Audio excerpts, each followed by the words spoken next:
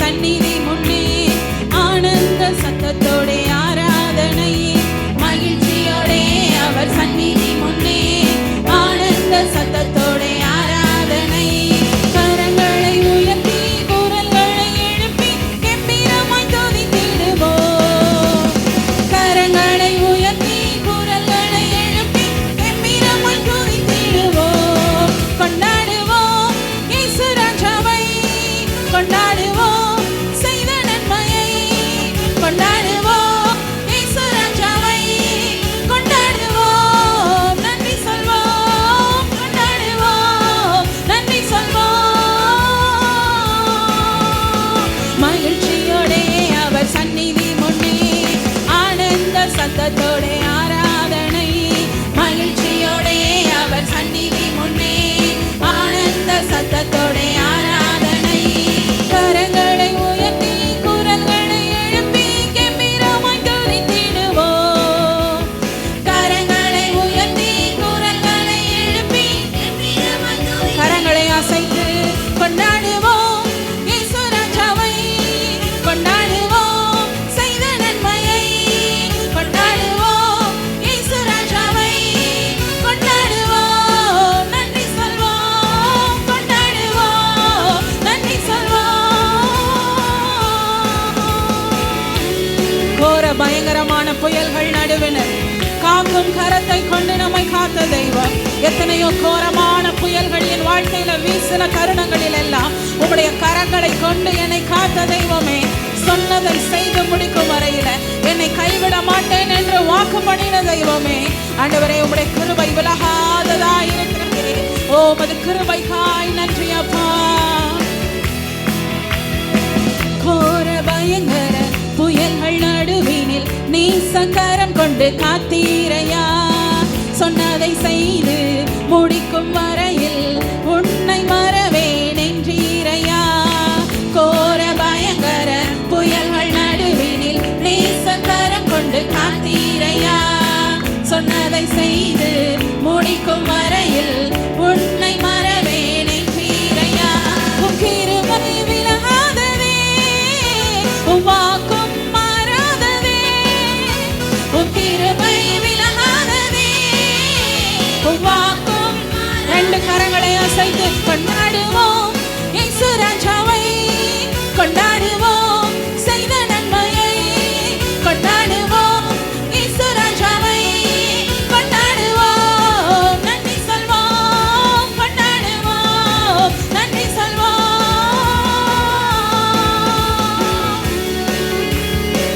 ஆண்டவரே, 23ஆம் சங்கீதத்துல சொன்னதை போல பகைஞர் முன்பதாய் கர்த்தர் நீர் எங்களுக்கு ஒரு பந்தியை ஆயத்தம் பண்ணி எங்கள் தலையை எண்ணெயால் அபிஷேகம் செய்தவரே.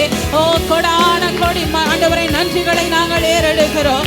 ஆண்டவரை, அனுகூலமான அற்புதத்தை யாவரும் காணும்படியாய் செய்தவர் இன்னுமாய் விசுவாசிக்கிறோம். இந்த மாதத்துல இந்த வாரத்துல அனுகூலமான அற்புதங்களை என் தேவன் நீர் உண்டாக்க போகிறேன். ஆமென். விசுவாசிக்கிறவர்கள் நல்ல தலைக்கு மேல கரங்களை தட்டி ஓ நன்றி என்று அதை ஏற்றுக்கொள்வதற்கு அடையாளமாய் சொல்லுவோமா.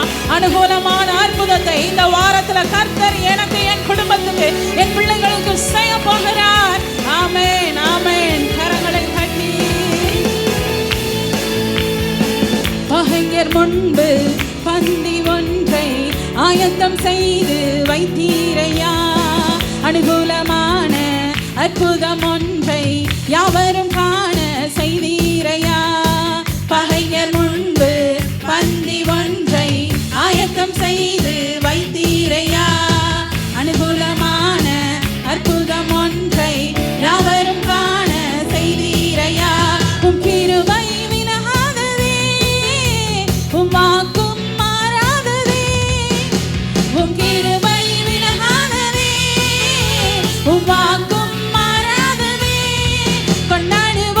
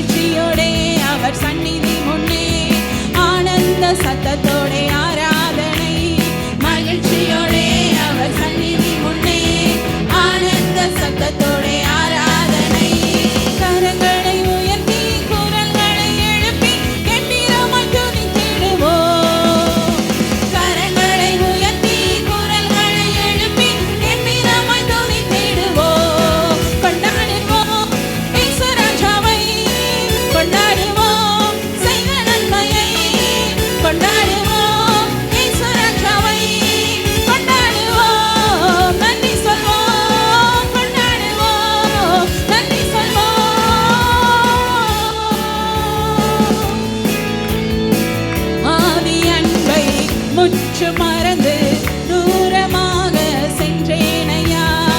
தேடி வந்து வாக்குகள் தந்து மறுபடி வாழ செய்வீரையா. ஆதி அன்பை முற்று மறந்து தூரமாக சென்றேனையா. தேடி வந்து வாக்குகள் தந்து மறுபடி வாழ கரங்களை உயர்த்தி கிருபை விலகாததே உமாக்கும் மாறாததே. கிருபை விலகாததே உமாக்கும் மாறாததே. கரங்களை அசைத்து கொண்டாடுவோம் இயேசு ராஜாவை, கொண்டாடுவோம் செய்த நன்மையை, கொண்டாடுவோம் இயேசு ராஜாவை, கொண்டாடுவோம் நன்றி சொல்வோம், கொண்டாடுவோம் நன்றி சொல்வோம். மகிழ்ச்சியோடே அவர் சந்நிதி முன்னே ஆனந்த சத்தத்தோடே ஆராதனை. மகிழ்ச்சியோடே அவர் சந்நிதி முன்னே ஆனந்த சத்தத்தோடே ஆராதனை. கரங்களை உயர்த்தி குரல்களை எழுப்பி கம்பீரமாய் துதித்திடுவோம். கரங்களை உயர்த்தி குரல்களை எழுப்பி கம்பீரமாய் ஆமென். கரங்களை அசைத்து கொண்டாடுவோம் இயேசு ராஜாவை, கொண்டாடுவோம் செய்த நன்மையை, கொண்டாடுவோம் இயேசு ராஜாவை, கொண்டாடுவோம் நன்றி சொல்வோம், கொண்டாடுவோம் நன்றி சொல்வோம். சொன்னதை செய்து முடிக்கும் வரையில ஆண்டவரே உன்னை மறவேன் என்று சொன்னவர் அப்பா என்னை மறவாதவராய், என்னை மறவாதவராய் இந்த நிமிஷம் வரை இருக்கிறீரே, உமக்கு நன்றி அப்பா. என் ஆத்துமாவை நீ ஏன் தியங்குகிறாய்? கர்த்தர் சொன்னதை நிச்சயமாய் செய்து முடிப்பார். ஆமென் என்று சொல்லுகிறவர்கள் சத்தமா கரங்களை உயர்த்தி ஒரு ஆமென், ஒரு அல்லேலூயா. என் வாழ்க்கையில கர்த்தர் சொன்னதை நிச்சயமாய் செய்து முடிப்பார். அவர் சொன்னதை செய்யும் வரையில் என்னை கைவிடுவதே இல்லை. ஆமென். கரங்களை தட்டி நீ செய்த நன்மைகளுக்காய் நாங்கள் நன்றி சொல்லி உம்மை நாங்கள் மனதார கொண்டாடுகிறோம். நீர் எனக்கு செய்த நன்மையை நினைத்து உம்மை நான் கொண்டாடுகிறேன். கரங்களை அசைத்து சொல்லுவோம் ஆமென். கொண்டாடுவோம் இயேசு ராஜாவை, கொண்டாடுவோம் செய்த நன்மையை, கொண்டாடுவோம் இயேசு ராஜாவை, கொண்டாடுவோம் செய்த நன்மையை, கொண்டாடுவோம் நன்றி சொல்வோம், கொண்டாடுவோம் நன்றி சொல்வோம். மறுபடியுமாக கொண்டாடுவோம் இயேசு ராஜாவை, கொண்டாடுவோம் செய்த நன்மையை, கொண்டாடுவோம் இயேசு ராஜாவை, கொண்டாடுவோம் நன்றி சொல்வோம், கொண்டாடுவோம் நன்றி சொல்வோம். தலைக்கு மேல நல்ல கரங்களை தட்டி மனதார மனதார மனதார ஓ நம்பிக்கையின் காரணராய் இருக்கிறவருக்கு, நன்மைகளின் நாயகனாய் இருக்கிறவருக்கு மனதார ஆமென். சத்தமாக அல்லேலூயா சொல்லுங்க. என் நம்பிக்கையின் காரணர் நீங்க தான் அப்பா. தட்டி பாடுவோமா மனதார நல்ல கரங்களை தட்டி உற்சாகமாக. இவ்வளவுதானா சத்தம்? நல்ல ஆமென்.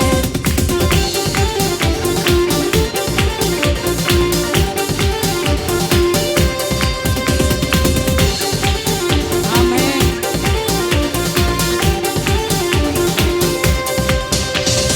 நம்பிக்கையின் காரண நீரே,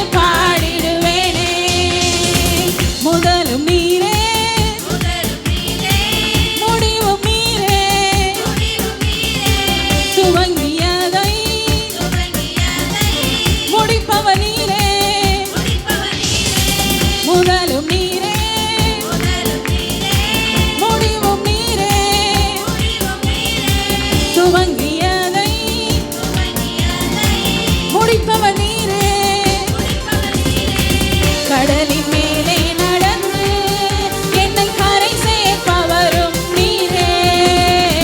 கடலின் மேலே நடந்து என்னை கரை சேர்ப்பவரும். ரெண்டு கரங்கள் அசைத்து உம்மை ஆராதிப்பேன், ஆர்ப்பரிப்பேன், ஆயுள் வரை உம்மை ஸ்தோத்தரிப்பேன். உம்மை ஆராதிப்பேன், ஆர்ப்பரிப்பேன், ஆயுள் வரை உம்மை ஸ்தோத்தரிப்பேன். என் நம்பிக்கையின் காரண நீரே, வாழ்வின் அர்த்தம் நீரே, என்னை ஆளுகை செய்பவ நீரே, உம்மை புகழ்ந்து பாடிடுவேனே. என் நம்பிக்கையின் காரண நீரே, என் வாழ்வின் அர்த்தம் நீரே, என்னை ஆளுகை செய்பவ நீரே, உம்மை புகழ்ந்து பாடிடுவேனே. கர்த்தாவே, நீ சொன்னதை செய்கிறவர். ஆமென். இந்த வேளையில என்னென்ன வாக்கு பண்ணி இருக்கிறார் கர்த்தர், என்னென்ன காரியங்களை சொல்லி இருக்கிறார், என்னென்ன காரியத்தை உள்ளத்தோடு மனதோடு இதெல்லாவற்றை நான் சொல்லி இருக்கிறேனே என்று இந்த நிமிஷம் நினைவுபடுத்துகிறார். என் பிள்ளைகள் இயேசுவின் நாமத்தினால் ஆசீர்வதிக்கப்பட்டதா இருக்கும். என் பிள்ளைகள் கர்த்தருடைய பந்தியை சுற்றிலும் ஒலிவ மரக்கன்றுகளை போல இருப்பார்கள். நான் கையிட்டு செய்கிற எல்லா பிரயாசத்தையும் என் கர்த்தர் ஆசீர்வதிக்கிறவர். என்னென்ன வாக்குகளை சொல்லி இருக்கிறேன் கர்த்தாவே, இந்த வேளையில எல்லாவற்றையும் நான் அறிக்கை செய்கிறேன். ஆமென், ஆமென். சொன்ன வாக்குகளை, சொன்ன ஒவ்வொரு வார்த்தைகளை நினைவு கூறுங்க. குடும்பத்தை இன்னும் மென்மேலும் உயர்த்துவேன் என்று சொன்னவர், பேரை பெருமைப்படுத்துவேன் என்று சொன்னவர், தலையை நிமிர செய்வேன் என்று சொன்னவர், ஒடுக்குகிறவன் இனி உன்னிடத்தில் வருவதில்லை என்று சொன்னவர். கர்த்தாவே, எத்தனை எத்தனை வாக்குகளை சொல்லி இருக்கிறீங்க அப்பா. நீ உன்னதரையா. ஆமென். சொன்னதை செய்யும் உன்னத நீரே, வாக்கு மாறா உத்தம நீரே. சொன்னதை செய்யும் உன்னத நீரே, வாக்கு மாறா உத்தம நீரே. கூப்பிட்ட நேரத்தில் எல்லாம் செவி கொடுப்பவரும் நீரே. கூப்பிட்ட நேரத்தில் எல்லாம் செவி கொடுப்பவரும் நீரே.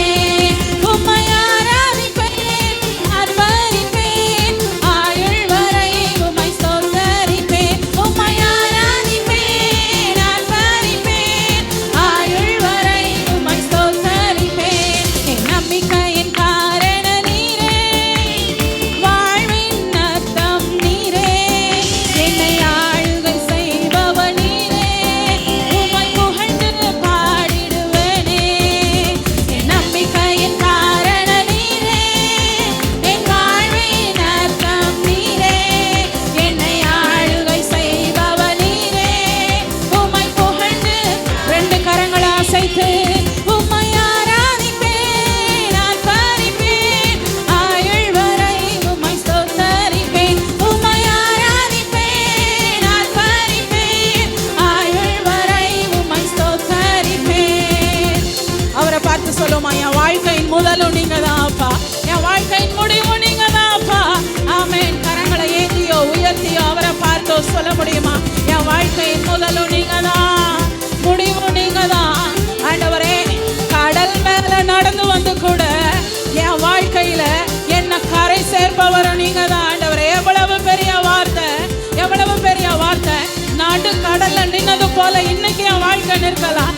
ஆனா இந்த நொடி பொழுது கர்த்தருடைய ஆவியானவர் சொல்லுகிறார், கடலின் மேல நடந்து வந்து கூட உன் வாழ்க்கையை நான் கரை சேர்ப்பேன் என்று. ஆமென். அந்த வார்த்தைக்காய் கரங்களை தட்டியோ உயர்த்தியோ தேவன ஆமென் என்று அல்லேலூயா என்று சொல்லி எப்படியெல்லாம் சொல்லி மகிமைப்படுத்த முடியுமா? அப்படியா? முதலும் முடிவுமானவரே, முதலும் நீரே, முடிவும் நீரே, துவங்கியதை முடிப்பவன் நீரே. சொல்லுமா, முதலும் முதலும் நீரே, முடிவும் நீரே, துவங்கியதை முடிப்பவன் நீரே.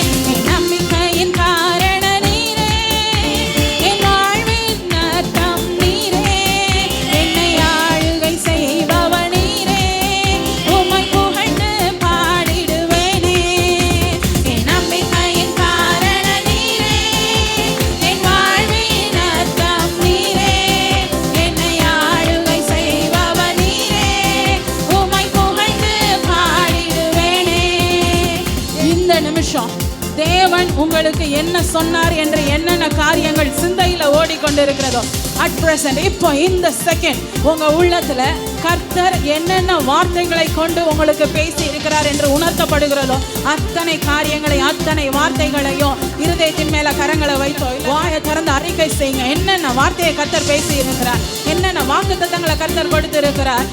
நீயோ கடன் வாங்குவதில்லை, அநேகம் ஜாதிகளுக்கு நீ கடன் கொடுப்பாய் என்று வாக்கு பண்ணினீரே. ஓ தகப்பனை உன்னோடு இருக்கிறேன் என்று சொன்னவரே, ஓ பலங்கொண்டு திடமனதாய் இரு என்று சொன்னீரே. நான் உன்னை பத்திரமா பார்த்துக் கொள்வேன் என்று சொன்னீரே. நீர் பாய்ச்சலான தோட்டத்தை போல நான் உன்னை வைப்பேன் சொன்னீரே. சொன்ன வார்த்தை ஒவ்வொன்றும் உண்மை உள்ளது. கர்த்தர் நீரோ உண்மை உள்ளவர். நான் உண்மை இல்லாதவன் என்று தெரிந்தும், நான் உண்மை இல்லாதவனாய் இருந்தும், கர்த்தர் நீரோ உண்மையுள்ள தேவனாய் இருக்கிறீர். என் வாழ்க்கையில நீ சொன்ன ஒவ்வொரு வார்த்தைகளும் அப்படியே ஆம் என்றும் ஆமென் என்றும் ஆக கடவுது.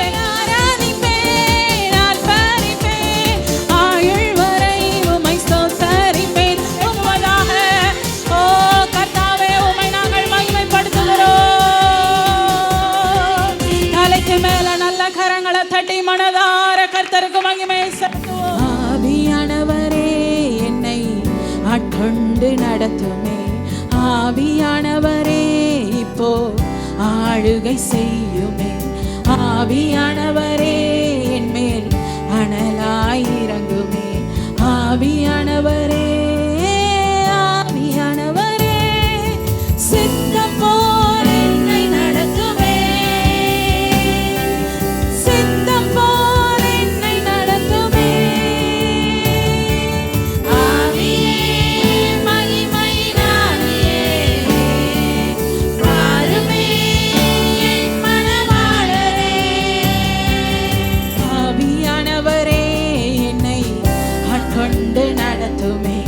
ஆவியானவரே இப்போ ஆளுகை செய்யுமே. ஆவியானவரே என் மேல் அனலாய் இறங்குமே. ஆவியானவரே ஆவியானவரே சித்தம் போல் என்னை நடத்துமே. உங்க விருப்பம் போல் என்னை வணையுமே. சித்தம் போல் என்னை நடத்துமே. உங்க விருப்பம் போல் என்னை வணையுமே. ஆவியே தூய ஆவியே வாருமே என் துணையாளரே. ஆவியே மகிமையின் ஆவியே வாருமே என் மனவாளரே. ஜீவனாவியே பாய்ந்து செல்லுமே. ஊற்று தண்ணீரே தாகம் தீர்ப்பவரே. அன்பினாவியே தேற்றும் தெய்வமே அசைவாடுமே. ஆவியானவரே ஜீவனாவியே பாய்ந்து செல்லுமே. ஊற்று தண்ணீரே தாகம் தீர்ப்பவரே. அன்பினாவியே தேற்றும் தெய்வமே அசைவாடுமே. ஆவியானவரே ஜீவநதியே, ஓ ஜீவநதியே. எசேக்கியேல்ல நாங்கள் வாசிக்கிறோமே, ஓ ஒரு நதி புறப்பட்டு ஆண்டவரே ஆலயத்திலிருந்து கிளம்பி ஆண்டவரே அது பரவி பாயிற இடம் முழுவதுமாய் ஆண்டவரே ஆரோக்கியத்தை கொடுக்கிறதா இருக்கிறது, ஆசீர்வாதத்தை கொடுக்கிறதா இருக்கிறது என்று இயேசுவின் நாமத்தினால ஜீவ நதி புறப்பட்ட இந்த வேளையில ஆண்டவரே ஆலயத்தில் ஆராதித்துக் கொண்டிருக்கிற ஒவ்வொருவர் மத்தியிலும் இந்த ஜீவ நதி பரவி பாய்வதாக. ஜீவ நதியே பாய்ந்து செல்லுமே. ஊற்று தண்ணீரே தாகம் தீர்ப்பவரே. அன்பினாவியே தேற்றும் தெய்வமே அசைவாடுமே. ஆவியானவரே சொல்லுவோம். ஜீவநதியே பாய்ந்து செல்லுமே. ஊற்று தண்ணீரே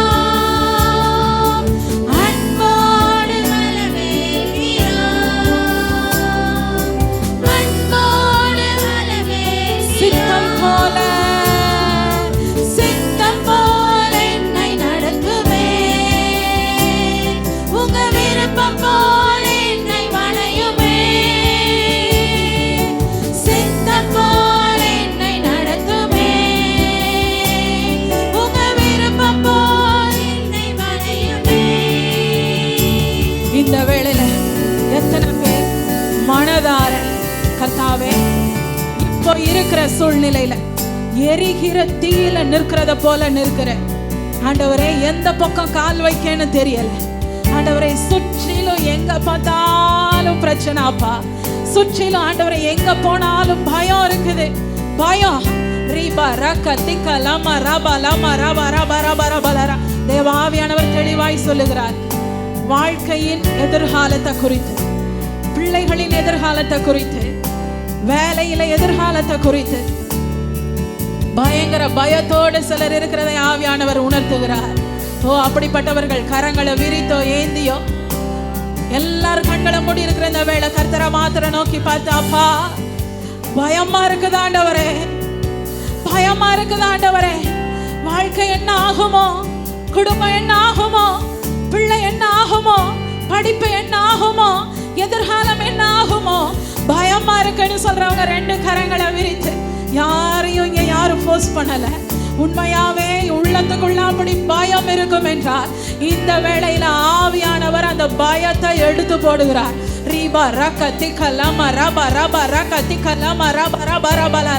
ஒரே ஒரு காரியம், ரெண்டு கரங்களை மாத்திர விரித்து, ஓ அப்படிப்பட்டவர்கள் ரெண்டு கரங்களை மாத்திர விரித்து உங்க சித்தம் போல நடத்துங்கப்பான்னு சொல்ற அந்த ஒரு வார்த்தை மாத்திரம்.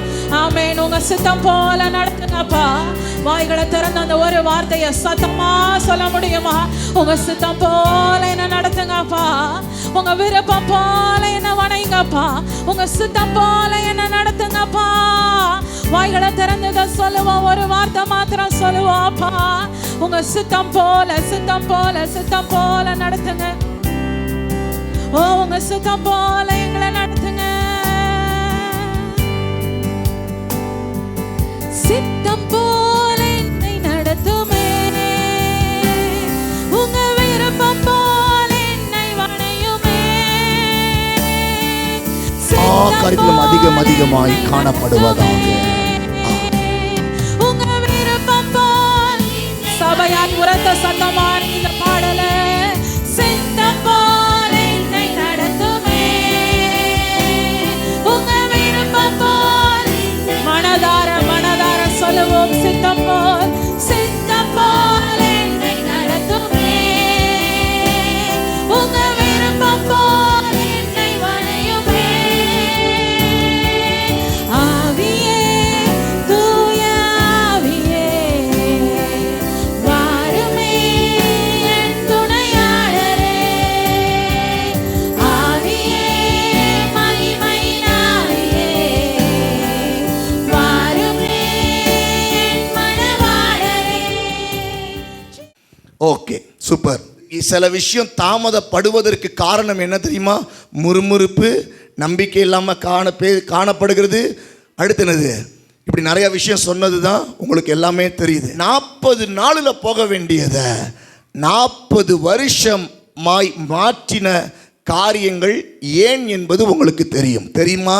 தெரியுதா? 40 நாளில் ஆண்டவர் கூட்டிட்டு போகணும்னு நினைச்சு வச்சிருந்தாரு. இப்போ அந்த பிளான் யார் மாற்றினதுன்னா நம்ம தான். நம்ம வாழ்க்கையிலும் சில காரியங்கள் 40 நாளில் நடக்க வேண்டியதை 40 வருஷம் ஏன் மாற்றினார்னா நம்மளுடைய காரியங்கள் தான். முறுமுறுப்பாக இருக்கலாம், பல காரியங்களாக இருக்கலாம். இன்றைக்கு இதனுடைய அடிப்படையில் ஒரு வேத வார்த்தையை இந்த நாளில் நாம் தியானிக்க போகிறோம். வாசிக்கிறீங்களா? யாக்கோபு நிருபத்தை எடுத்துக்கொள்கிறீங்களா? யாக்கோபு 3ஆம் அதிகாரம், பக்கம் 314, புதிய ஏற்பாடில் 314 1லிருந்து ஒரு 6 வசனங்களை வாசிக்கிறீங்களா? பார்க்குறோம். இதில் எதை அதிகமாக நம்ம படித்தோம்? நாவ். எல்லாம் உங்கள் நாவை தொட்டுருங்க. இந்த நாக்கைத்தான். ஓகே, சரி, ஓகே. நாவை குறித்து இன்னைக்கு ஆண்டவர் சொல்லுகிறார். இந்த படித்ததில் இந்த புத்தகத்தை எழுதின அந்த பின்னணியத்தை நான் சொல்லிடுறேன். இதை எழுதினது யார் அப்படின்னா யாக்கோபு என்று சொல்லக்கூடியவர் எழுதுகிறார். யார் இந்த யாக்கோபு? யாக்கோபு யாருன்னா இயேசுவுடைய கூட பிறந்ததான சகோதரர், கூட பிறந்ததான தம்பி. இயேசு தான் ஃபர்ஸ்ட் மரியாளுடைய வயிற்றில் பிறந்தார். அவருக்கு பின்னாடி பிறந்தவங்க எல்லாருமே என்னது? தம்பி. மத்தேயுல சொல்லப்பட்டிருக்கு, இயேசு கிறிஸ்துவுக்கு பிற்பாடு யோசேப்பும் மரியாளும் உலக ரீதியாக மாம்ச ரீதியாய் அவர்கள் 2 பேரும் சேர்ந்ததுக்கு பிற்பாடு அநேக பிள்ளைகள் என்ன செய்தார்கள்? அநேக பிள்ளைகள் பெற்றெடுத்தார்கள் என்று சொல்லி வேதம் சொல்லுகிறது. அப்ப இயேசு பரிசுத்த ஆவியினால் மரியாள் மேல நிழலிட்டு என்ன செய்தார்? இயேசு பிறந்தார். அதே மரியாளுடைய வாழ்க்கையில யோசேப்பு மூலமாய் அநேக பிள்ளைகள் பெற்றெடுக்க கர்த்தர் கிருபை செய்தார். அதுல ஒரு பிள்ளை தான் இந்த யோசேப்பு, இந்த யாக்கோபு என்று சொல்லக்கூடியதான இந்த மனுஷனை குறித்து நாம் பார்க்கிறோம். இவர் என்ன செய்கிறார் என்றால், இவர் இயேசு கிறிஸ்துவுடைய வீட்டில் இருக்கும்போதே இயேசுவை பற்றி நிறைய விஷயம் இவருக்கு என்ன செஞ்சிருக்கோம்? தெரிஞ்சிருக்காதா? அப்ப அநேக தெய்வீக காரியங்கள் அவருடைய அண்ணன் மூலமா அநேக காரியங்களை கண்டிருந்தும் கேட்டிருந்தும் இருந்தபடினால் இயேசு கிறிஸ்து மரித்ததுக்கு பிற்பாடு இவர் அவைகளை என்ன செய்கிறார்? புத்தகமாக என்ன செய்கிறார்? எழுதினார். அதை தேவ ஆவியினால் அவைகள் ஏற்றுக்கொள்ளப்பட்டதாக இருக்கிறது. இவர் எங்க இருந்து எழுதினார் அப்படி என்றால், இவர் எங்க வேலை பார்க்கிறார்னா, எருசலேம் தேவாலயத்தில் ஒரு முக்கியமான ஒரு பெரிய காரியத்தில் ஒரு தலைவராக இருக்கிறார். எருசலேமில் இவர் ஒரு முக்கியமான லீடராக இருக்கிறார் என்று சொல்லி வேத சொல்லப்பட்டிருக்கிறது. இவர் எதற்காக இந்த புத்தகத்தை எழுதினார் என்று சொல்லி நாம் பார்த்தோம் என்றால், சபையில் எருசலேம் தேவாலயத்தில் ஏழை பணக்காரர்கள் என்று சொல்லி அநேக காரியங்கள் காணப்பட்டிருந்தது. எருசலேமில் எல்லாருமே என்ன செய்வாங்கன்னா, மோசையினுடைய கற்பனைகளை கை கொள்ளுகிறோம், அதனால நாங்கள் நீதிமான்கள் என்று சொல்லி காணப்பட்டிருந்தார்கள். இவர் என்ன செய்தார்னா, விசுவாசிக்கிறது மாத்திரம் அல்லப்பா, நம்மளுடைய வாழ்க்கையில மோசையுடைய பிரமாணத்தை கை கொள்ளுகிறதுனால இல்லப்பா, ஓ வாழ்க்கையில அந்த காரியத்தை நீ காட்டினா தான் நீ என்னது? தேவ பிள்ளை என்று சொல்லி அடையாளத்தை அப்படிதான் நீ சாட்சியா இருக்குன்னு சொல்லி அந்த கருப்பொருள்ல அவர் மனதில் வைத்து என்ன செய்திருக்கிறார்? இந்த புத்தகத்தை எழுதியிருக்கிறார். ஆமென், அல்லேலூயா. அப்ப எருசலேம்ல நாவுனால ரொம்ப பேசப்பட்டவங்க ரொம்ப பேர் இருக்கிறாங்க. ஆமென். இருந்திருப்பாங்களா? இருந்திருக்க மாட்டாங்களா? இருந்திருக்கிறாங்க. அநேக ப்ராப்ளங்கள் காணப்பட்டது. அதற்கு தான் இந்த புத்தகம் எழுதப்பட்டிருக்கிறது. இன்றைக்கு தேவ ஆவியானவர் நம்மளுக்கும் இந்த காரியத்தை நம்மளுக்கு சொல்லிக் கொடுக்கிறார். பார்க்கிறோம், நாம் பார்த்ததில்ல. இவர் இந்த 3ஆம் அதிகாரத்தில் நாவுடைய அதிகாரம், நாவுனுடைய வல்லமையை குறித்து இவர் என்ன செய்கிறார்? எழுதுகிறார். இந்த நாவுனால நிறைய நல்லது இருக்கு, நிறைய பொல்லாதது இருக்கு. சரீரத்தை முழுவதுமே கண்ட்ரோல் பண்ணு நம்முடைய வாழ்க்கையை சரியான விதத்தில் வழி நடத்துவதற்கு இந்த நாக்கு ரொம்ப ரொம்ப முக்கியமானது என்று சொல்லி சொல்லப்படுகிறது. ஆமென். ஏன்னா நம்ம பேசுகிறோம், நம்ம எவைகளை பேசுகிறோம், தேவனோடு எப்படி பேசுகிறோம், மனுஷர்களோடு எப்படி பேசுகிறோம், அக்கம் பக்கத்து வீட்டுக்காரங்களோடு எப்படி பேசுகிறோம், சக வேலை பார்க்கிறவங்க கிட்ட நம்ம எப்படி நடந்து கொள்கிறோம், நம்முடைய பேச்சை தேவன் கவனிக்கிறவராய் இருக்கிறார். அவைகள் மூலமாய் நம்முடைய பேச்சுகளை வைத்துத்தான் நம்மளுடைய வாழ்க்கையும் அமைகிறவைகளாய் இருக்கிறது. ஆமென். இதுக்கு நிழலாகத்தான் அந்த நம்ம வேத பகுதியை நம்ம படித்தோம். என்னாகமம் 14ஆம் அதிகாரத்தை நம்ம படித்தோம். அதில் கூட நீங்கள் தெளிவாக சொன்னீங்க, சில விஷயத்தை, ஒரு காரியத்தை சொன்னீங்க. அவங்க எதை பேசினாங்களோ அதுதான் அவங்களுக்கு நடந்துச்சு. போக மாட்டோம், போக முடியாது, எல்லாமே அபிஷ்டகணமாக பேசினாங்க. அவங்க வாழ்க்கை கானானுக்கு போக முடியாதபடிக்கு தெய்வமே நிறுத்தி போடப்பட்டதாய் காணப்பட்டுச்சுன்னு சொல்லி நீங்க தான் சொன்னீங்க. அதுதான் உண்மை. நம்மளுடைய நாவுல அதிகாரம் இருக்கப்படுகிறதா இருக்கிறது. நம்முடைய நாக்குக்கு வல்லமை இருக்கு. பக்கத்துல பார்த்து சொல்லுங்க, நாக்குக்கு வல்லமை இருக்கு. ஆமா, நீங்க நினைச்சிடக்கூடாது சாபம். அப்ப யாராவது ஒருத்தவங்க சாபம் பண்ண, அதெல்லாம் தூக்கி போடுங்க. தேவையில்லாம போட்ட சாபம்லாம் ஒன்றும் என்ன செய்யாது, பலிக்கவே பலிக்காது. பக்கத்தில் கை கொடுத்துங்க, யாரு சாபம் போட்டாலும் பலிக்காது. ஆனா உங்க வாழ்க்கைக்கு உங்க நாக்கு ரொம்ப ரொம்ப முக்கியம். அதுல பவர் இருக்கு. நல்ல கையை ஒழுக்கி சொல்லுங்க, அதுல பவர் இருக்கு. நீங்க என்ன சொல்றீங்களோ அதுதான் உங்களுக்கு நடக்கும். ஹல்லேலூயா. அப்ப நாக்கு ரொம்ப ரொம்ப முக்கியம். நாவின் வார்த்தைகள் ரொம்ப ரொம்ப முக்கியம். சுருக்கமா சில காரியத்தை நம்ம பார்க்க போறோம். இந்த அதிகாரத்தில் இந்த நாக்கை பற்றியே அவர் பல எடுத்துக்காட்டுகளை சொல்றாரு. என்னென்னலாம் சொல்றாரு என்று சொல்லி நம்ம பார்த்தோம்னா, நம்ம பார்க்கிறோம் 3ஆம் அதிகாரத்தில் 3வது வசனத்தில் நம்ம பார்க்கிறோம். எவ்வளவு அழகா சொல்றாரு பாருங்க. பாருங்களேன், குதிரைகள் நமக்கு கீழ்ப்படியும்படிக்கு அவைகளின் வாய்களில் கடிவாளங்கள் போட்டு அவைகளுடைய முழு சரீரத்தையும் திருப்பி நடத்துகிறோம். அப்ப குதிரை தான் அந்த காலத்துல எல்லாத்துக்கும் பயன்படுகிறவைகளா இருந்துச்சு. குதிரை, கழுத. இயேசுவுடைய காலத்துல தானே இது எழுதப்பட்டது. அப்ப இயேசு கூட எதுல ஏறி போனாரு? கழுதையில் ஏறி போனாரு. பிறக்கும் போதும் அவர் கடைசியில் எருசலேமுக்கு போகும்போதும் கழுதையில் போனது உங்களுக்கு தெரியும். அப்ப கழுதை முக்கியம் அந்த நாட்கள்ல. அதே போல குதிரையும் முக்கியமாக இருந்துச்சு. அப்ப குதிரை ரொம்ப வேகமாக ஓடும், வலு உள்ளது, குதிரை வீரம் உள்ளது. அந்த காலத்தில் கூட ஒரு காரியத்தை சொல்லுவாங்க, குதிரையில் ஒருத்தன் ஏறி உட்காந்து அவைகளை அடக்கக்கூடியவனா இருந்தா அவன் ஒரு திறமசாலி என்று சொல்லுவாங்க. அப்படி எதை வச்சு அடக்க முடியும்னா அந்த குதிரைய கடிவாளத்தினால, வாய் பக்கத்தில் ஒரு கடிவாள கயிறு என்ன செய்யப்பட்டிருக்கும்? போடப்பட்டிருக்கும். அதை இழுக்கிற பகுதியில் அது திரும்பும். இல்லைன்னா அது இஷ்டப்படியில் என்ன செஞ்சிடும்? போகும். அது நினைச்ச பிரகாரமாய் ஓடும். ஆனால் அதை நிறுத்துவதற்கு, அதை தன் பக்கமாய் திருப்பிக் கொள்வதற்கு மனிதர்கள் என்ன செஞ்சிருந்தாங்கன்னா கடிவாளத்தை வைத்திருந்தாங்க. அது நாக்கோடு இடைப்பட்டதாய், வாயோடு இடைப்பட்டதாய் இருந்துச்சு. அது அடக்கக்கூடியதாக இருந்துச்சு. அப்ப அந்த பெரிய வலுவுள்ள ஒரு குதிரைய தன் இஷ்டப்படி வாழுகிற ஒரு வாழ்க்கையை, ஓடுகிற செயலை செயல்பட விடாதபடிக்கு ஒரு அடக்கக்கூடியதான கடிவாளம் இருக்கிறபடினால் இன்ற வரைக்கும் குதிரைய மனுஷன் வைத்து அநேக காரியங்களை பயன்படுத்தக்கூடியதாய் லகுவாய் இருக்கிறது. ஆமென். அப்ப ஒரு மனுஷனுடைய முழு வாழ்க்கையில் நாவை இஷ்டம் போல விடக்கூடாது. அதுக்கு கடிவாளம் போட்டு அடக்கி வாழணும். ஆமென். இங்கே இவர் சொல்றாரு, குதிரைக்கு அதன்படி விடக்கூடாது. ஆனால் கடிவாளத்தை போட்டா தான் நாம் அவைகளை அடக்க முடியும் என்று சொல்லி அவைகளை நம்ம இஷ்டத்துக்கு அதனுடைய முழு சரீரத்தையும் நம்ம பக்கம் திருப்ப முடியும் சொல்லி ஒரு ஆளுகையை அங்க என்ன செய்யறாரு சொல்றாரு. அப்ப நாக்க நம்ம பக்கம்தான், நம்ம தான் ஆளுகை செய்யணும். நாக்க நம்ம அது இஷ்டத்துக்கு விடவே கூடாது. சரி, அடுத்து பாருங்க, 4வது ஒரு காரியத்தை சொல்றாரு. 4வது வசனத்துல, கப்பலையும் பாருங்கள், அவைகள் எப்படி இருக்கிறது? மகா பெரிய கப்பல். அப்படியே மகா பெரிய கப்பலா இருந்தாலும் ஏன் கடுங்காற்றினால் அடிபட்டுனா, கப்பல் போயிட்டு இருக்கும்போது பெரிய பெரிய காற்று வந்து இந்த பக்கம் வீசும், திடீர்னு இந்த பக்கம் வீசும். கப்பல் பாட்டுக்கு எங்கிட்டு போகும்?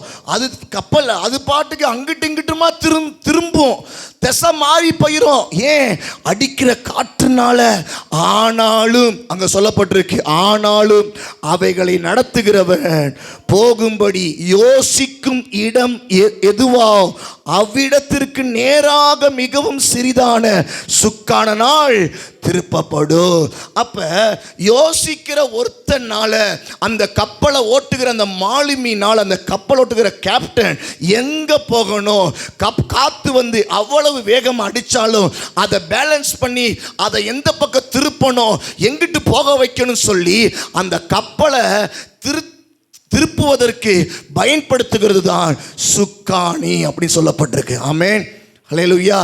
அந்த கீழே ஓடுகிற அந்த கீழே அந்த கப்பலுக்கு கீழே இருக்கும், அதை திருப்பினும் போது தான் அது எந்த பக்கம்லாம் திரும்புதோ அந்த பக்கம் தான் அந்த கப்பல், முழு பெரிய கப்பலே திரும்பப்படுகிறதா இருக்கிறது. நாவு அவ்வளவு பெரிய விஷயம், பெரிய வாழ்க்கை, பெரிய சரீரம். இந்த ஒரு சின்ன நாவை அடக்கிட்டோம்னா நம்முடைய வாழ்க்கையை சரியான நம்ம யோசிக்கிற வழியில் அந்த என்ன செய்யும், நம்முடைய வாழ்க்கையை அமைக்க முடியும் என்று சொல்லப்படுகிறது. அடுத்து 5ஆம் வசனத்தை வாசிங்க. சிறிய நெருப்பு எவ்வளவு பெரிய காட்டை கொளுத்தி விடுகிறது. அப்ப இந்த சிறிய நாக்கு எதுக்கு சொல்லப்பட்டிருக்குதுன்னா, 6ஆம் வசனம் சொல்லுது, அது நெருப்பு. நாக்கு என்னது? நெருப்பு. நம்ம நினைக்கிறோம் நாக்கெல்லாம் கருப்பா இருந்தா கருநாக்கு. அதை காட்டிலும் எல்லாருடைய நாக்கு வாயில் என்ன இருக்குன்றீங்க? நெருப்பு. ஆமா, உங்க வாயில நாக்கு மூலமா வருகிறது நெருப்பு. ஒரு காட்டை கூட அழிக்கக்கூடியதா இருக்கும். ஒரு குடும்பத்தை கெடுக்கிறதுக்கு கூட முடியும். ஒரு மனுஷனை வீழ்த்துவதற்கு கூட முடியும். நாக்குடைய வார்த்தை ரொம்ப ரொம்ப பயங்கரம். அது நெருப்புள்ளதா இருக்கிறது. ஆமென், அல்லேலூயா. போகட்டும். இன்னைக்கு நம்ம இதிலிருந்து எடுத்துக்கொள்ளக்கூடிய காரியம் என்னவென்றால், இந்த யாக்கோபு அழகழகான காரியத்தை சொல்றாரு. கப்பலை பாருங்க, அதுக்கு கீழே ஒரு சுக்கானம் இருக்கு. ஓடுகிற வலுவுள்ள குதிரையை பாருங்க, அது வாயில ஒரு கடிவாளம் இருக்கு. அதை பிடிச்சு இழுத்தாலே முழு சரீரம் என்ன செஞ்சிருது? நம்ம யோசிக்கிற இடத்துக்கு தக்கவாறு திரும்பிடுது, வலது பக்கமோ இடது பக்கமோ. அடுத்து 3வது சொல்றாரு, நாக்கு ஒரு சாதாரண இதுதான் அப்படின்னு சொல்லி நினைப்போம். ஆனால் சின்ன நாவு ஒரு பெரிய காட்டையே எரிச்சு விடுகிறதா இருக்கிறது. ஆமென். நாவுடைய பலம், நாவுடைய பலம். இதை இவர் என்ன செய்கிறார்? இவ்வளோ அழகாக நம்மளுக்கு சொல்றாரு. நம்மளுடைய வாழ்க்கையில் இவைகளை மனதில் வைத்து நம்முடைய நாவை எப்படியெல்லாம் நம்ம இன்னைக்கு பயன்படுத்துகிறோம் பார்க்குறோம். நம்முடைய வாழ்க்கையில் சின்ன வார்த்தை என்னைக்குனாலும் பெரிய காரியத்தை செய்யும் என்பதில் மாற்றமில்லை. ஆமென், ஆமென். ஆனால் தேவனும் அதுதான் சொல்கிறாரு.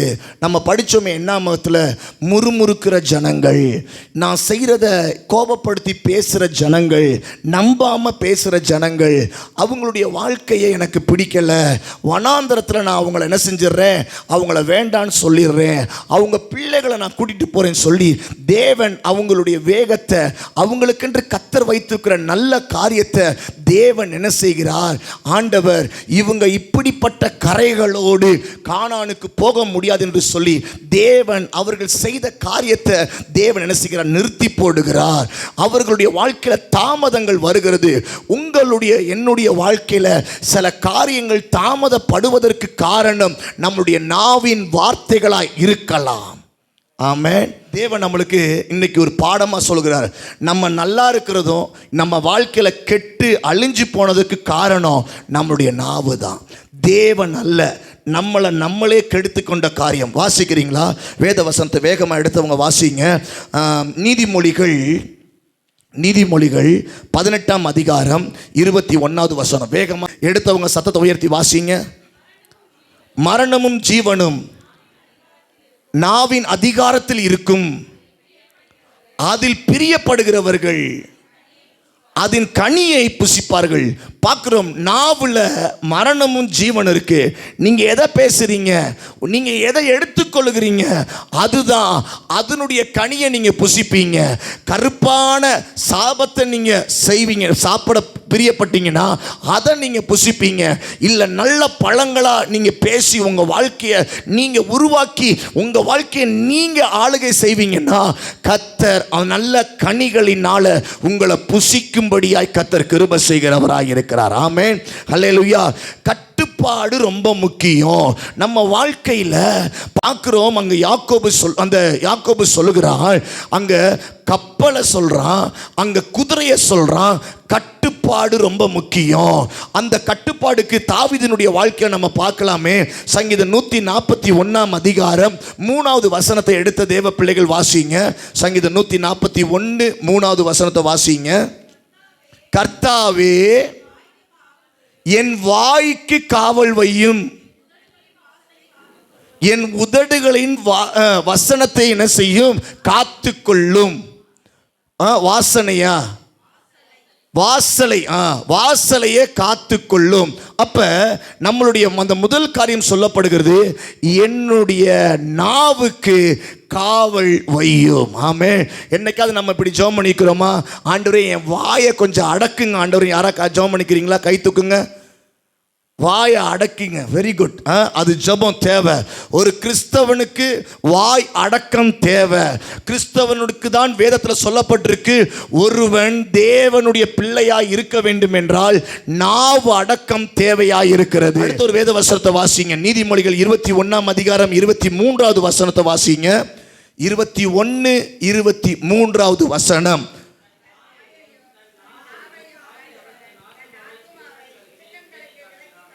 தன் ஆத்துமாவை இடுக்கன்னா அநேக ஆபத்துகளுக்கு தன்னுடைய உயிரை காப்பாற்றி கொள்ளுகிறானாம்.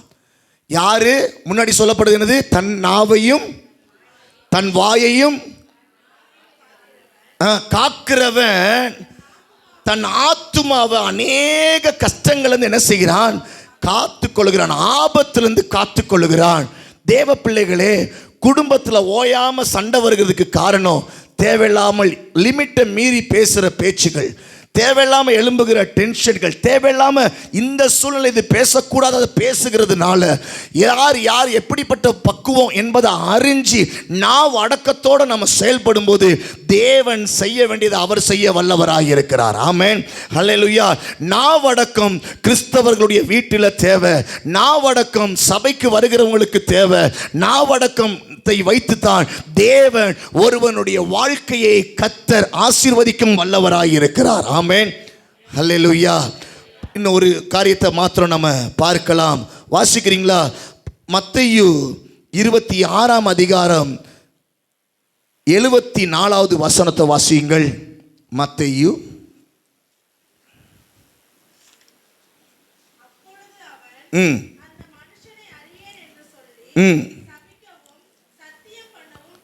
யார் தெரியுமா? பேதுரு. இயேசு கூடவே இருந்தவன் பேதுரு. இயேசு கூட இருந்ததான சீஷனாய் இருந்தவன். ஆனா ஆண்டவர் அவனுக்கு சொல்றாரு, இன்னைக்கு நீ 3 தடவை மறுதலிப்படா அப்படின்னு சொல்லி சொல்றாரு. நானா மறுதலிக்க போறேன் அப்படி சொல்லிட்டு அலட்சியமாய் இருந்தான். ஆனால் அவனுடைய வாழ்க்கையில் தேவன் சொன்னது அப்படியே நடந்துச்சு. அவன் விடிய காலத்தில் ஆண்டவரை அங்கே எல்லாரும் வேதனைப்படுத்தி கொண்டிருக்கிற நேரத்தில் என்ன அநேகர் வந்து கேட்குறாங்க, நீனும் அவர் கூட இருந்தவன் தானே சொல்லும்போது இப்படியே 3 தடவை கேட்க 3 தடவை சொல்கிறான். அவரை இயேசுவை பற்றி சொல்கிறான். எனக்கு அவரை தெரியவும் தெரியாது அப்படி சொல்லி அவரை பற்றி என்ன சொன்னான்னா அந்த வார்த்தை, சபிக்கவும் சத்தியம் பண்ணவும். எனக்கு அவரை தெரியவே தெரியும். இது என்ன தெரியுமா? இந்த இடத்துல இது என்ன வார்த்தை? இயேசுவை பற்றி எனக்கு தெரியவே தெரியாது, சத்தியமாக தெரியாது அப்படின்னு சொல்லிலாம் சொன்னானே. அப்படின்னா என்ன அர்த்தம்? பொய் பேசுகிறான், நம்பிக்கை துரோகமாக பேசியிருக்கிறான். சொல்லுங்கள், நீங்கள் தான் சொல்கிறீங்க. வேற என்ன செய்கிறான்? பொய் பேசியிருக்கிறான், புரட்டி பேசிக்கிறான். அவன் கூட இருந்தவன் தானே, இப்போ இல்லவே இல்லைன்னு சொல்கிறான். அப்போ புரட்டுறது. அப்போ என்னது? புரட்டுறது. இன்றைக்கி நம்ம வாழ்க்கையில் பொய் பேசுகிறதும் புரட்டி பேசுகிறதும், சூழ்நிலைகளுக்காக சந்தர்ப்பத்துக்காக புரட்டி பேசுகிறதும் பேசணும்னா நம்மளே சிக்கப்படுவோம். நம்ம வாழ்க்கையில் தேவையில்லாத அலைச்சல். அந்த நம்ம பார்த்தோமா 40 நாள் போக வேண்டியது போகாமல் 40 வருஷமாய் காணப்பட்டதனுடைய விளைவு காரணம் இப்படிப்பட்ட சம்பவங்கள் தான். ஆமென், ஹல்லேலூயா. தேவனுடைய பிள்ளைகளே, பொய் நம்ம சொல்லக்கூடாது. நாவடக்கம் தேவை. புரட்டி பேசக்கூடாது. இந்த சூழ்நிலையில் பேசித்தானே ஆகணும். இல்லை, தேவன் பார்க்குறாரு. நம்ம பொய் பேசவே கூடாது, புரட்டி பேசவே கூடாது. ஆமென். உங்களுக்கு தெரியும், பைபிளில் அனனியா சப்பீராள் என்று சொல்லக்கூடியவங்க அப்போஸ்தலர் 5ஆம் அதிகாரத்தில் அவங்க அப்போஸ்தலருக்கு முன்னாடி புருஷனும் மனைவியும் பொய் சொன்னாங்க. ஆனால் அவங்க சொன்ன இடத்திலே பரிசுத்த ஆவியானவர் அவர்களை அடித்து போட்டார் என்று சொல்லி பார்க்கிறோம். தேவனுடைய பிள்ளைகளே, கெட்டதில் நம்ம ஒருமனப்படக்கூடாது. நல்ல விஷயத்தில் குடும்பங்கள் ஒருமனப்பட வேண்டும். நம்மளுடைய குடும்பம், இதில் நான் எல்லாத்தையும் சேர்த்து இந்த நேரத்தில் போதிக்கப்பட்டிருக்கிறது. குடும்பம், வேலை பார்க்குற இடத்துல நம்ம லிமிட்டாக இருக்கிறது நல்லது. லிமிட்டான பேச்சு நல்லது. தேவையில்லாத விஷயத்தில் தலையிடக்கூடாது, புரட்டி பேசக்கூடாது. நம்மளுடைய வாழ்க்கையில் நம்மளே சிக்கப்படுவோம். நம்ம மனுஷங்கிட்ட இருந்து வேணுமா தப்பிச்சிடலாம். ஆனால் ஆண்டவர் நம்மளுக்கு 40 நாளில் நடக்க வேண்டியதை 40 வருஷமாக தள்ளி போட்டுருவார். மறந்துடாதீங்க. மறந்துடாதீங்க. நம்ம வாழ்க்கையில் நம்மளே கெட்டதை வர வச்சிருக்க கூடாது. தேவன் நம்மளுக்கு நல்லதை வச்சிருக்கிறாரு. இந்த நாக்கை கட்டுப்படுத்தி நம்முடைய வாழ்க்கையை தேவனுக்கு நேராய் வாழுவது சிறந்ததாக இருக்கிறது. ஆமென். கண்களை மூடி நம்ம ஆண்டவரை நாம் நோக்கி பார்ப்போமா? இந்த நாட்களில் வீட்டில் போய் இந்த அதிகாரத்தையும் படித்து பாருங்க. இன்றைக்கி நம்மளுக்கு ஆண்டவர் சொன்னது, நம்ம பொய் பேசவே கூடாது, நம்ம புரட்டி பேசக்கூடாது, சொற்களை மாற்றி மாற்றி பேசக்கூடாது. தேவ பிள்ளையே, இந்த நாளில் கர்த்தருடைய கரம் நம்ம மேலே இருக்கும். ஏன்னா அவர் பொய் சொல்லுகிற ஆண்டவர் அல்ல. அவர் நம்மளை பார்த்து இவனை எப்படிரா ஆசீர்வதிக்கலாம்னு சொல்லி தான் நினைக்கிறாரு. நம்மளே நம்மளுடைய தேவையில்லாத காரியத்தில் சிக்கப்படுகிறோம். சில பேருடைய வாழ்க்கையில் எப்போ பார்த்தாலும் விசுவாசம் இல்லாத வார்த்தைகளே வரும். பாருங்க, நான் நினைச்சேன் இப்படி நடக்கும்னு நினைச்சேன் அப்படின்னே சொல்லுவாங்க. அப்போ அவங்க ஆல்ரெடி இதுவே நினச்சி தான் அவங்க மனசில் போய் அப்படியே இருந்து சிந்தையில் இருந்தது தான் அவங்க வாழ்க்கையில் வாயில் சொல்கிறதுக்கு அளவுக்கு கண்ணுக்கு முன்னாடி நடக்கிறவைகளாய் மாறி இருக்கு. தேவ பிள்ளைகளே, நம்முடைய வாழ்க்கையில் அவிசுவாசங்கள் வரவிடாதபடிக்கு நம்ம உடனே அறிக்கை பண்ணணும். ஆண்டவரே, நான் அப்படி நினைக்கல, நான் இப்படித்தான் நினைக்கிறேன்னு சொல்லி நம்மளை மாற்றணும். கர்த்தர் ஒரு டேர்னிங் பாயிண்டை உண்டு பண்ணுவார். நம்மளால் நல்லது செய்ய முடியும், நல்லதை நம்மளால் மாற்ற முடியும். நிச்சயமாக தேவ பிள்ளையே, ஒரு பெரிய கப்பலுடைய சுக்கானிய அவன் மாலுமி எப்படி நினைக்கிறானோ அவன் விரும்புகிற பக்கமாக திருப்ப முடியும்னா, நீங்கள் நினச்சா அந்த நாவை அடக்கி அநேக காரியங்கள் வந்து நீங்கள் தான் தப்பித்து கொள்ள கர்த்தர் வழிகளை வகுத்து வச்சிருக்கிறாரு. ஆண்டவர் சோலைவனமான பாதையை உங்களுக்கு நேராக வச்சிருக்கிறாரு. ஆனால் நம்மளுடைய நாவுகளினால் சிக்கப்படாதபடிக்கு தேவ ஜனம் நாம் எச்சரிப்பாய் நம்ம பொறுமையாய் இந்த நாட்களில் காணப்பட வேண்டும். வாய்களை திறந்து ஆண்டுகிட்ட கேட்போமா? ஆண்டவரே, என்கிட்ட ஏதாவது முறுமுறுப்பு இருந்துச்சுன்னா அதனால நீங்கள் ஆண்டவரே மனஸ்தாபப்பட்டு மன கஷ்டப்பட்டு என் வாழ்க்கையில் எதையாவது ஆண்டவரே அப்பா தாமதமாக்கப்பட்டு இருக்கும் என்றால் என்னை மன்னிங்க ஆண்டவரேன்னு சொல்லி ஆண்டவர்கிட்ட கேட்குறீங்களா? நம்ம படித்த காரியம் தானே. முதலாவது நம்ம படித்தோம்ல, 40 நாளில் போக வேண்டிய இஸ்ரவேல் ஜனங்கள் வீரமாய் பேசினாங்க. கல்லெடுத்து அவங்கள கொல்லும்படியாக எழும்பினாங்க. சட்டைகளை கிழிச்சாங்க. அவங்க துரதிர்ஷ்டமான வார்த்தைகளை பேசினாங்க. கடவுளுக்கு பிரியமில்லாதபடி நடந்து கொண்டாங்க, கோபப்பட்டாங்க. இதை பார்த்த மேலே இருக்கிற ஆண்டவர் அவர் பொறுமையை இழந்து அவர் எல்லாத்தையும் வனாந்தரத்தில் கொன்று போடுவேன்னு சொன்னார். அப்புறம் அவங்கள ஆண்டவர் நிதானமாக 40 வருஷம் நீங்கள் நடந்து திரிங்க, உங்களுக்கு நல்லது சீக்கிரம் கிட்டி சேர வேண்டான்னு சொல்லி தேவன் சில காரியத்தை ஒதுக்கி போட்டது போல நம்ம வாழ்க்கையில் எதையாவது ஆண்டவருக்கு மனஸ்தாபத்தை ஏற்படுத்தியிருந்தோம்னா இன்னைக்கு கையேந்தி ஆண்டவர்கிட்ட கேளுங்க. ஆண்டவரே, அவங்க கேட்கல, ஆனால் நாங்கள் கேட்குறோம், மன்னிப்பு கேட்குறோம். ஆண்டவரே, நாங்கள் உணர்ந்து கேட்குறோம். எங்களால எதுவுமே மாற்ற முடியாது. நாங்கள் செய்கிற செயல் எங்களுக்கு கொடூரத்தை விளைவிக்கிறது என்று வேதத்தில் மூலமாய் அறிந்து கொண்டோம். ஆண்டவரே, எங்களை மன்னிச்சிருங்க. எங்களுக்கு நேராக இன்னைக்கு இந்த வார்த்தை வந்திருக்குன்னா நீங்கள் ஏதாவது ஒரு மன்னிப்பை எங்களுக்கு கட்டாயம் நீங்கள் தருவீங்க. ஆண்டவரே, இந்த இடத்துல வந்திருக்கிற எங்கள் எல்லாருக்கும் ஆண்டவரே ஒரு மன்னிப்பை நீங்கள் இன்னைக்கு எங்களுக்கு தந்து எங்களை இந்த இடத்துல இருந்து மனசில் ஆண்டவரே ஒரு சமாதானத்தோடு ஆண்டவரே எங்களுடைய பாவ சுமைகள் தீந்து போக கர்த்தர் கிருபை செய்யுங்க. ஆண்டவரே, ஒரு இரட்சிப்பின் கரம் எங்கள் மேலே வைக்கப்படட்டும். தேவ நன்மை எங்களுக்கு விளங்குவதாக. ஏசப்பா, இன்னையிலேருந்து எங்களுடைய நாவுகளில் அன்றைய அடக்கக்கூடிய கண்ட்ரோலை பரிசுத்த ஆவியானவர் எங்களுக்கு தந்து இந்த போதனைகள் மூலமாய் நாங்கள் ஆண்டவரே ஜீவனுக்கு ஏதுவாய் நடக்க கிருபை செய்வீராக. தாழ்த்துகிறோம், மகிமைப்படுங்க. மீட்பர் இரட்சகருமாய் இருக்கிற இயேசு கிறிஸ்துவின் நாமத்தில் ஜெபிக்கிறோம் நல்ல தகப்பனே. என் ஆத்மாவே என் முழு உள்ளமையுடைய பரிசுத்த நாமத்தை ஸ்தோத்திரி. என் ஆத்மாவே கர்த்தரை ஸ்தோத்திரி. கர்த்தர் செய்த சகல உபகாரங்களையும் மறவாதே. ஆமென். நம்முடைய கர்த்தராகிய இயேசு கிறிஸ்துவின் கிருபையும் தேவனுடைய அன்பும் பரிசுத்த ஆவியானவருடைய அந்யோன்ய ஐக்கியங்களும் நம் அனைவரோடும் கூட இப்பொழுதும் எல்லா